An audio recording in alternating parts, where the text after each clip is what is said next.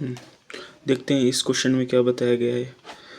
यहाँ पर बोला गया है a cannon fires successively 2 shells with velocity v naught equals to 250 meter per second. The first at an angle theta 1 equals to 60 degree and the second at the angle of theta 2 equals to 45 degree to the horizontal. The azimuth being the same, neglecting the air drag, find the time interval between firing leading to the collision of the shells. अच्छा, तो यहाँ पर हम इस question को analyse करके देखते हैं। तो यहाँ पर हमें बताया गया है कि एक कैनन है, जो जैसे ये यहाँ पर मैं ड्रॉ कर देता हूँ, समझिए एक कैनन है, ये क्या कर रही है, 2 शेल्स को फायर कर रही है। तो दोनों की वेलोसिटी सेम है। पहले की भी वेलोसिटी 250 मीटर पर सेकंड है, दूसरे की भी वेलोसिटी 250 मीटर पर सेकंड है। पर जो पहला है उसका जो एंगल फ्रॉम हॉरिजॉन्टल से जो एंगल है वो 60 डिग्री है। पहला जो शेल फेंका गया है वो प्रोजेक्टाइल की तरह जाएगा ना, उसका मोशन प्रोजेक्टाइल की तरह रहेगा एक, तो 60 डिग्री के एंगल पर है। और जो दूसरा वाला है उसका जो एंगल है वो ग्राउंड से 45 डिग्री, हॉरिजॉन्टल से 45 डिग्री पर है। तो दोनों की वेलोसिटी सेम है। इसकी भी वेलोसिटी क्या है 250 मीटर पर सेकेंड और इसकी भी 250 मीटर पर सेकेंड। और पहला वाला 60 डिग्री पर है हॉरिजॉन्टल से, दूसरा वाला 45 डिग्री पर है। तो दोनों का जो अजीमुथ है वो सेम है। अजीमुथ यानी दोनों का जो पॉइंट है, जो कांटेक्ट विद द लैंड, जहाँ से वो प्रोजेक्ट हो रहे हैं, वो दोनों का सेम पॉइंट है। तो फिर हमको बताना है कि दोनों का जो टाइम है उसके अंदर इंटरवल क्या होना चाहिए, कितने से डिफ़र करना चाहिए कि जो दोनों है कोलाइड कर जाए। तो हम इसको कैसे निकाल सकते हैं, पहले हम देखते हैं कि दोनों को रेंज कितनी है दोनों की। तो हम जानते हैं कि रेंज का फॉर्मूला क्या होता है, रेंज क्या होता है u square sine 2 theta by g. तो फिर दोनों के लिए यू स्क्वायर यानी जो वेलोसिटी इनिशियल वो तो सेम है दोनों के लिए, और जी तो कांस्टेंट ही होता है। तो फिर जो रेंज है वो है ना सीधा साइन 2 थीटा से प्रोपोर्शनल है। तो फिर साइन 2 थीटा से प्रोपोर्शनल है, जो पहले के लिए जो रेंज होगी तो वो होगी साइन 2 ऑफ 60 डिग्री। तो ये हो गया साइन ऑफ 120 डिग्री, जो होता है √3/2। तो पहले के लिए रेंज मतलब पहले के लिए जो साइन 2 थीटा है, साइन 2 थीटा की वैल्यू क्या हो गई √3/2। और दूसरे के लिए साइन 2 थीटा की वैल्यू क्या होगी, दूसरे के लिए साइन 2 थीटा की वैल्यू क्या होगी साइन 2 ऑफ 45 डिग्री। तो इसकी वैल्यू क्या आ जाएगी साइन ऑफ 90 डिग्री, जो कि 1 होता है। यानी दूसरे के लिए साइन 2 थीटा की वैल्यू ज़्यादा है जो कि 1 है, तो दूसरे के लिए जो रेंज है वो ज़्यादा होगी। तो इससे हम इसके डायग्राम बना सकते हैं। तो मैं इसके डायग्राम बना देता हूँ। ये प्रोजेक्टाइल्स कैसे दिखेंगे, तो देखिए ये प्रोजेक्टाइल्स कैसे दिखेंगे। ये लेट्स से दोनों का पॉइंट है जहाँ से है ना दोनों को हम लॉन्च कर रहे हैं प्रोजेक्टाइल को। तो पहले वाला 45 डिग्री के एंगल पर जाएगा और दूसरे वाला 60 डिग्री के एंगल पर।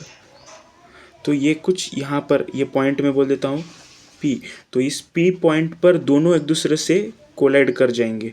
तो पहले वाले का एंगल ये 45 वाला है और जो दूसरा वाला है ये 60 डिग्री वाला है। तो फिर दूसरा वाला 60 डिग्री वाला है। तो मैंने जैसे रेंज से बताया था कि जो 45 डिग्री से लॉन्च किया जा रहा है उसकी जो रेंज है वो बड़ी है। देखिए फिर ये 45 डिग्री से जिसकी रेंज है R2, ये R1 के कंपैरिजन में बड़ी है, जो कि इतना R2 is greater than R1। तो फिर ये P जो पॉइंट है, ये P पॉइंट जो है ये दोनों के प्रोजेक्टाइल के अंदर कॉमन पॉइंट है। तो फिर हमें है ना जो इक्वेशन ऑफ ट्रेजेक्टरी बताया जाता है, इक्वेशन ऑफ ट्रेजेक्टरी क्या होता है, ये जो हम प्रोजेक्टाइल को लॉन्च करते हैं ये एक उल्टा पैराबोला है, उल्टा पैराबोला।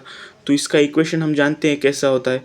तो इसका इक्वेशन कैसे लिख सकते हैं हम, तो इसका इक्वेशन दिया जाता है y equals to x tan theta minus g x square upon 2u square cos square theta. ये है ना प्रोजेक्टाइल का इक्वेशन होता है। तो फिर ये जो एक्स और वाई कोऑर्डिनेट्स क्या होते हैं, एक्स और वाई कोऑर्डिनेट्स तो जो उसका ट्रेजेक्टरी है पैराबोला की उसके उसी के ऊपर के पॉइंट्स होते हैं। तो ये जो पी पॉइंट है ये दोनों के अंदर कॉमन पॉइंट है। तो दोनों के अंदर जो कॉमन पॉइंट रहेगा तो फिर जो वाई और एक्स है, जेट से हम पी को एक्स और वाई बोल देते हैं, तो फिर दोनों के इक्वेशन में एक्स और वाई की वैल्यू सेम होएगी।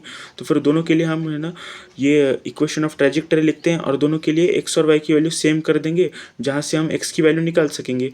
तो पहले एक्स की वैल्यू तो निकालेंगे, फिर उससे हम आगे है ना और डिराइव कर पाएंगे। तो पहले एक्स की वैल्यू निकाल लेते हैं कि क्या है। तो फिर हम पहले वाले के लिए लिख लेते हैं कि ट्राजेक्टरी का फॉर्मूला क्या है।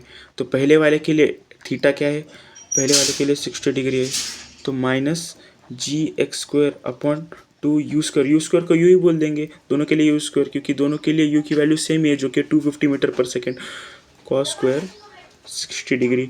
तो फिर हम यहाँ से इसको थोड़ा सिंप्लीफाई करेंगे। तो x इंटू टेन 60 की वैल्यू क्या होती है, टेन 60 की वैल्यू होती है √3, तो minus g x square upon 2 u square into cos square 60। तो कॉस 60 की वैल्यू क्या होती है, कॉस 60 की वैल्यू होती है 1/2, तो 1/2 का स्क्वायर। तो फिर ये क्या हो गया, इक्वेशन हो गया y equals to √3 into x, और यहाँ से 1/2 का स्क्वायर यानी ये इसकी वैल्यू क्या आ जाएगी, जी एक्स स्क्वायर अपॉन 1/4, और ये 2 ऊपर चला जाएगा यानी minus 2 g x square upon u square. ये पहले वाले के लिए इक्वेशन ऑफ ट्रेजेक्टरी हो जाएगा।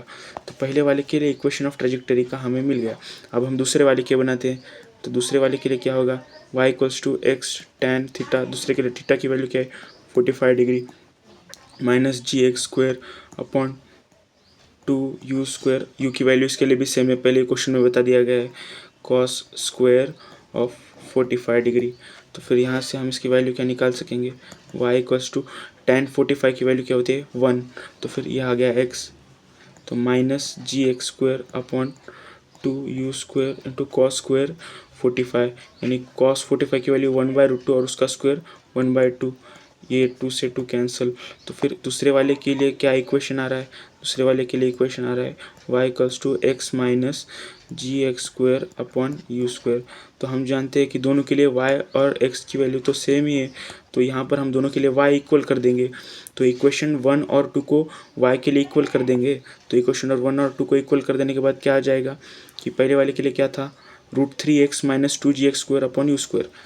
तो क्या आ गया, √3x minus 2g x square upon u square, इसकी value x minus g x square upon u square है ना। देखिए यहाँ पर,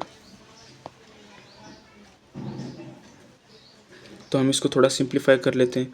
तो यहाँ पर हम x को एक साथ में लाएँ तो √3 माइनस 1 x इक्वल्स टू ये 2 माइनस 1 यानी g x square upon u square. तो x की वैल्यू क्या है, x की वैल्यू 0 नहीं हो सकती, तो फिर हम यहाँ से x को कैंसिल कर सकते हैं। फिर यहाँ से क्या आ जाएगा, √3 minus 1 equals to g x upon u square.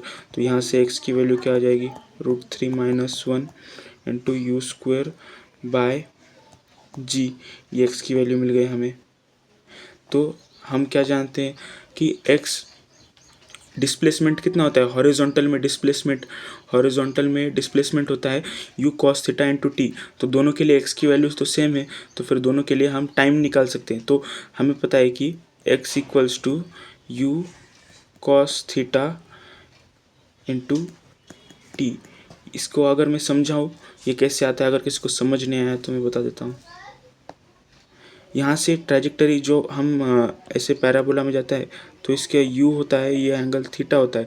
तो यहाँ पर जो हॉरिजॉन्टल के साथ जो यहाँ पर होता है वो u cos थीटा उसका कंपोनेंट होता है। तो t टाइम तक वो जब जाएगा तो उसको u cos theta into T, यही तो उसका डिस्प्लेसमेंट होगा, जो कि यहाँ पर इस कंडीशन में x है। तो यहाँ पर हम ऐसे निकाल लेंगे, x equals to u cos theta into t. तो अभी हम पहले के लिए और दूसरे के लिए दोनों के लिए निकालेंगे। तो पहले के लिए थीटा क्या है, पहले के लिए थीटा क्या है 60 डिग्री, और दूसरे के लिए थीटा क्या है 45 डिग्री। तो दोनों के लिए हम निकाल लेते हैं। तो पहले 60 वाले के लिए निकालेंगे। तो इसके लिए क्या आएगा, टाइम क्या आएगा, टाइम क्या आएगा x बाय यू cos 60, और इस दूसरे में क्या आएगा, टाइम की value x by u cos 45। इसमें आएगी टाइम की वैल्यू, इसको हम इसके टाइम को हम t1 बोल देंगे, इसके टाइम को हम t2 बोल देंगे। तो एक्स बाय यू कॉस 30 यानी एक्स बाय यू और कॉस 60 की वैल्यू क्या होती है, कॉस 60 की वैल्यू 1/2 और 82 की वैल्यू क्या है, एक्स बाय कॉस 45 √2 होता है, तो ये √2 एक्स बाय यू और इसकी वैल्यू क्या आ गई 2x बाय यू।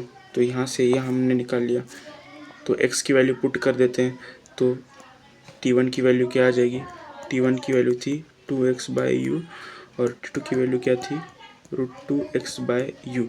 तो x की वैल्यू हमने निकाल ली थी, x की वैल्यू क्या थी √3 - 1 bye you square by g, तो ये x की वैल्यू थी। तो पहले हमें है ना दोनों के टाइम में गैप कितना था, मतलब पहले वाले को हमने लॉन्च किया, फिर बाद में थोड़े टाइम बाद हमने दूसरे 45 वाले को लॉन्च किया था, तो वो दोनों जाकर फिर कोलाइड कर गए, तो ये दोनों के लिए टाइम था। तो हमने जब अब अगर दोनों के टाइम को माइनस कर दिया तो हमें वो टाइम गैप मिल जाएगा, जिससे है ना दूसरे वाले को लॉन्च किया जाए तो फिर दोनों का कोलिजन हो जाए। तो फिर जो टाइम गैप रहेगा वो mod t2 - t1 होगा। तो इससे हम क्या निकाल सकते हैं, mod t2 की वैल्यू क्या थी √2x बाय यू और माइनस t1 की वैल्यू क्या थी 2x बाय यू। तो फिर यहाँ से वैल्यू क्या आ गई, मॉड्यूलस से यहाँ वहाँ के तो चल जाएगा हमें माइनस, फिर यहाँ क्या आ जाएगा √2 - √2 इंटू एक्स अपॉन यू आ गया। फिर बाद में यहाँ पर x की वैल्यू डाल देंगे हम, x की वैल्यू क्या थी, x की वैल्यू थी √3 - 1 into u square by g, √3 - 1 into u square by g, √3 - 1 into u square by g, √3 - 1 into u square by g डाल देंगे, -1 into u square by g. तो यहाँ से यू कैंसिल हो जाएगा, तो यहाँ पर ये क्या आ जाएगा 2 - √2 into √3 - 1 into you bye g. तो ये आ गए mod t2 - t1 की वैल्यू। तो यहाँ पर हम u की वैल्यू और g की वैल्यू दोनों भी डाल सकते हैं। तो u की वैल्यू कितनी थी 2 - √2 इंटू √3 - 1 और इसकी u की वैल्यू क्या थी, ये 250 थी, 250 मीटर पर सेकेंड और g की वैल्यू तो हम जानते हैं 10। तो mod t2 - t1 ये जो है इसको हम डेल्टा टी बोल सकते हैं। तो डेल्टा टी की वैल्यू मिल गया हमें, जो कि है ये, इसको सिंप्लीफाई करेंगे तो आ जाएगा आंसर। तो this is the final answer, final and the correct answer. इसको सिंप्लीफाई करने पर आ जाएगा। Thank you.